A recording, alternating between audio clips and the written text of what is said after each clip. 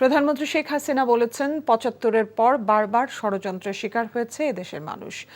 বাংলাদেশের ঘাঁটি করার বিনিময়ে সাদা চামড়ার লোকেরা আওয়ামী লীগকে ক্ষমতায় রাখার নিশ্চয়তা দিয়েছিল বলেও জানান তিনি।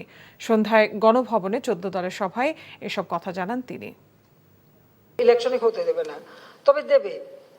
আর আমার ক্ষমতায় আসতেও অসুবিধা হবে না যদি আমি বাংলাদেশে কারো এয়ারবেস করতে দিই, ঘাঁটি করতে দিই, তাহলে আমার কোনো অসুবিধা নাই। কোনো এক সাদা চামড়ারই প্রস্তাব আমি একই জবাব দিচ্ছি, যে আমি জবাব দিয়েছি স্পষ্ট যে আমি বঙ্গবন্ধু শেখ মুজিবের মেয়ে। দেশের অংশ ভাড়া দিয়ে বা কারো হাতে তুলে দিয়ে আমি ক্ষমতায় যেতে চাই না, আমার ক্ষমতার দরকার নাই। চক্রান্ত এখনো আছে, বে অফ বেঙ্গলে একটা ঘাঁটি করবে, এই জায়গাটার উপরে অনেকেরই নজর। তো সেটা আমি হতে দিচ্ছি না, এটাও আমার একটা অপরাধ।